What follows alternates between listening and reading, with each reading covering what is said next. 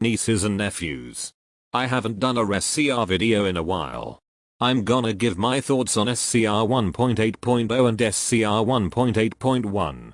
I was originally thinking about doing just 1.8.0, but since 1.8.1 was launched before Christmas, almost 2 weeks after 1.8.0, I've decided to do both in this video. But before we start the video, if you're one of the 83.5% of my viewers who aren't subscribed, I would kindly ask that you subscribe as soon as possible. Anyways, let's get on with the review.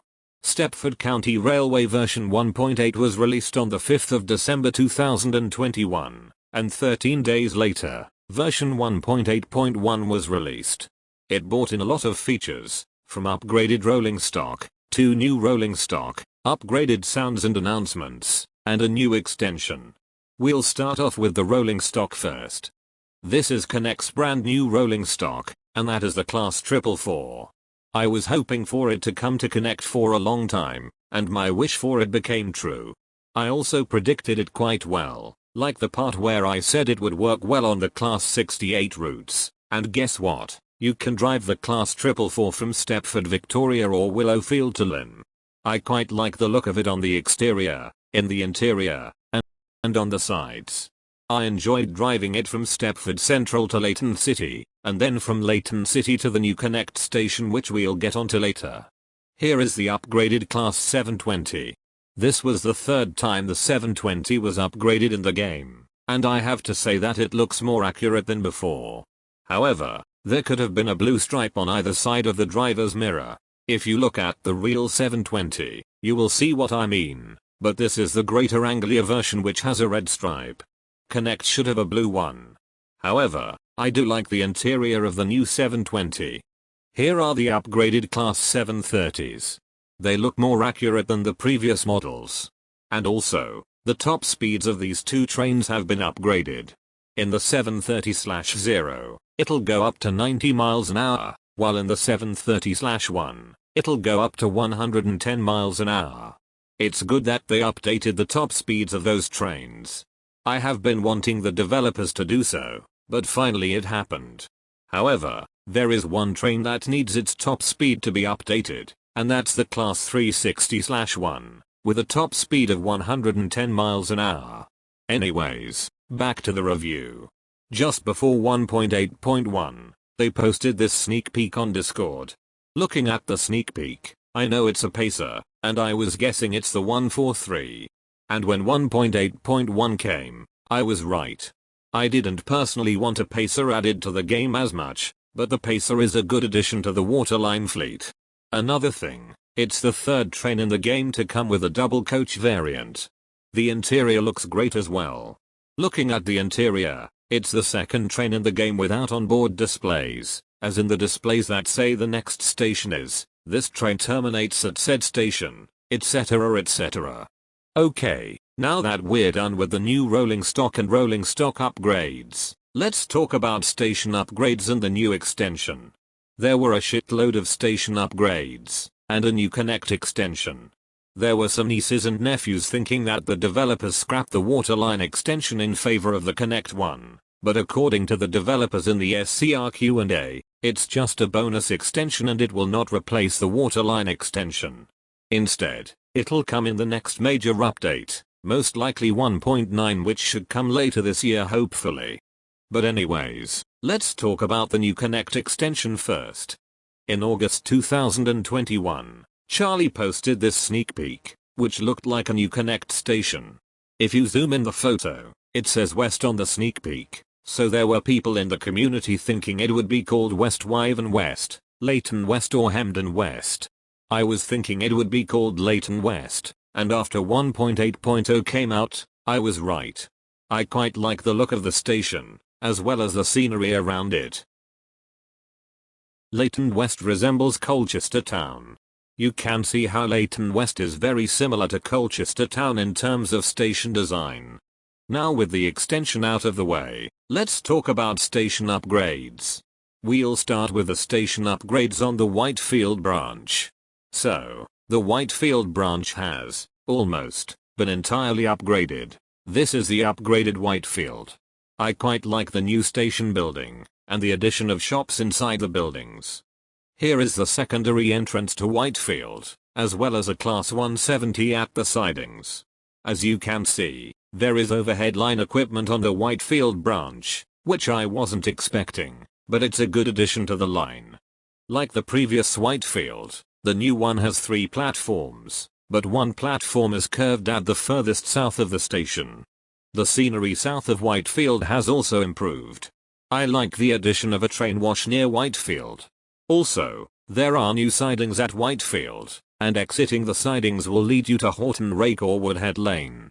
However, I think it would be better if it was pointing towards Whitefield. Here is the next station upgrade, well, kind of, and this is Horton Rake. The station itself hasn't been upgraded that much, but the scenery around it has improved massively.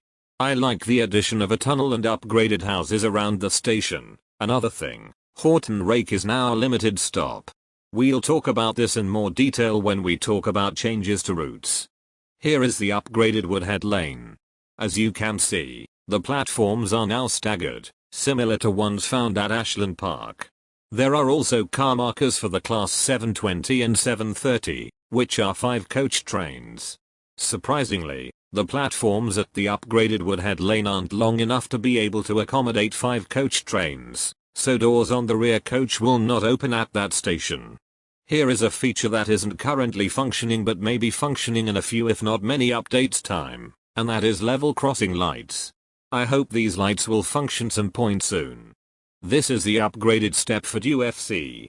It got a completely different station layout. I'm gonna be honest, I prefer the previous Stepford UFC, because the previous version looked better in my opinion, as well as the buildings on the side of it. However, I do like the addition of shops near the main entrance. And if you exit Stepford UFC south to Stepford City, there is a speed limit change. It used to be 100 miles an hour, but changed to 80 miles an hour. This is the upgraded Whitefield Lido. The Whitefield Lido sidings were removed, but aside from this, the scenery has massively improved. It even has a Lido, which the previous Whitefield Lido didn't have. Here is the facelifted Stepford East. It looks a lot like London Bridge. This is some good work from the developers. The concourse looks better than the previous version. And on the platforms, barely anything special. The place is lacking overhead line equipment, but it doesn't matter yet, since the pantograph feature isn't yet in operation. In the distance, there is the upgraded Stepford Depot, which we'll get to later. Here is the facelifted Financial Quarter. It's a good looking station, just one thing missing, which I think you can guess what it is. This is the upgraded Elsamir Junction. The station entrance looks way better than the previous one. The previous one was bland and didn't have much style to it. The concourse has also improved. Way better than the previous version. There were some changes to the platforms. I like the addition of handrails, or whatever you call them, to the left of platform 4, and to the right of platform 1. Here is the new Port Benton. The station entrance looks much better than the previous version. The entrance in the previous version was just bland and dull. The area around the platforms and tracks has also improved massively. I like the addition of trees in the 6-foot way, the area in the center between the two tracks. Here is the updated Morganstown docks. The station entrance honestly looks better than the previous version. Also, the station is now elevated, so the foot crossing to get to the platforms was removed. Going to the platforms, you can see there are only 2 platforms, and there is also a card tapper. It's alright I guess. Here is the updated Cambridge Street Parkway. It is definitely much better in many ways, and we'll start with the entrance. I love the look of the entrance, it's way better than the previous one. The same could be said when you go to the platforms. Sure, it only has 3 platforms, one less than the previous version, but that's alright, because I prefer the look of the new one. Also, the scenery has improved massively. Firstly, you can see a motorway on the left of the photo. The same could be said for the outside of the station entrance. It's good that they added shops and other buildings. Good work the developers did there. Now we're gonna talk about Connolly. The station hasn't been upgraded, but the scenery has massively. Connolly is now a beach town. I love the look of the town. It looks way better than before. Now we'll look at the updated Rocket Parade. The entrance is now on a dual carriageway, and the concourse looks better than the previous one.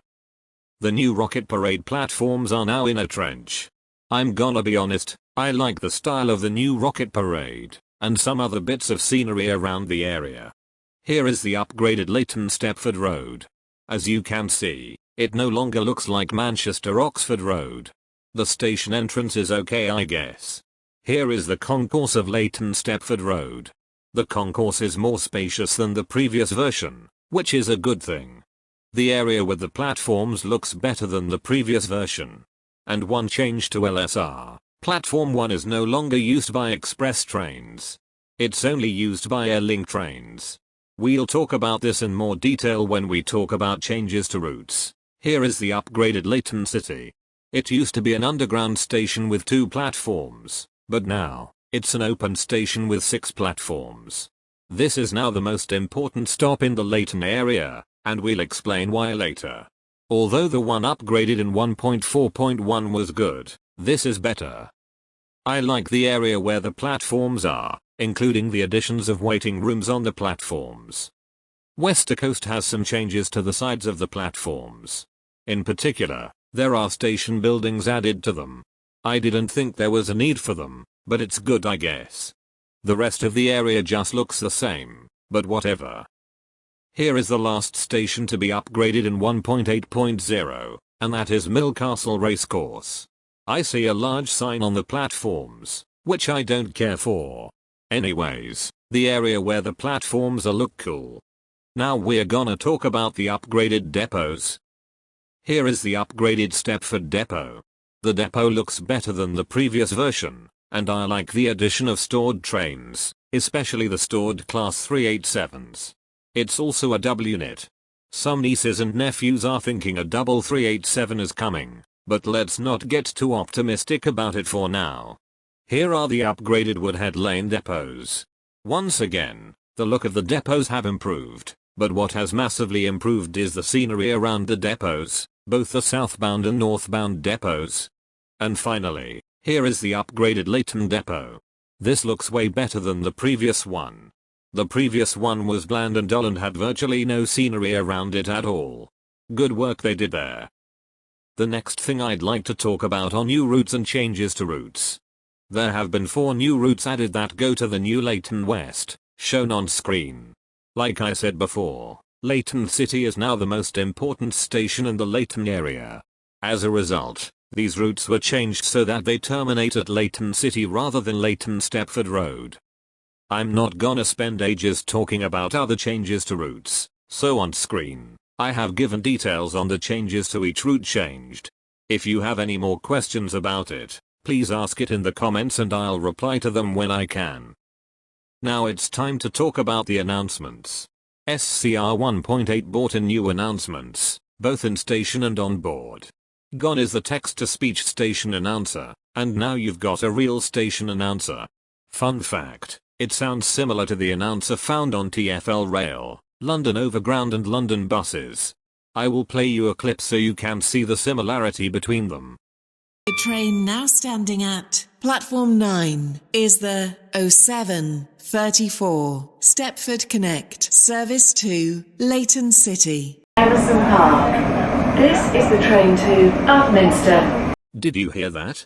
They sound pretty much the same. In fact, the SCR in-station announcer is Emma Hidnett, the same announcer found in TfL. I honestly prefer the text-to-speech one, simply because I was more used to it, but since the developers are introducing more realistic features in the game, we'll have to live with the new announcements. However, there are some helpful additions to the announcements, and these include due to short platform announcements in stations and change here announcements on board. Speaking of onboard announcements, there are new onboard announcers for Waterline, Airlink and Express. I will play you a sample of the announcer used on Express and Airlink. Keep in mind that the onboard announcements on Airlink and Express are voiced by the same person. Welcome on board this Stepford Express service to Lynn by the Sea. We will call at Layton City. and Lynn by the Sea. The announcer is okay, I guess. Now I will play a sample for the waterline on board announcer. Welcome on board this waterline service to Newry Harbour. The next station is Cambridge Street Parkway. I don't like the waterline announcer. It sounds like she's on drugs or something. Anyways, we'll move on to the final part of the review, and that is train sounds. 1.8.0 and 1.8.1 brought in improved sounds for the Networker Turbus, Turbostars, Class 332 and 333, Class 755, Civities and Aventress. These include improvements to the train's motors and door sounds. However, the horn sound will need updating, but this should be fixed in future updates. It's good that they fixed the door sounds and motor sounds for the trains, especially the door closing ones. I'm not gonna spend time playing the updated sounds, so I'm gonna now move on to the conclusion. Overall, SCR 1.8.0 and 1.8.1 brought in a lot of improvements, new features, a new extension and upgraded stations. The best thing about it I have to say is the addition of the Class 444, which I have been wanting for a long time, and now, here it is. However, I don't like the new waterline announcer. Before I go, I have a question to all of you. What do you think is the best part of 1.8 so far, and what do you not like about it? Let me know in the comments. That's all I have to say. I hope you enjoyed the video. Please subscribe for future content, and I will see you later.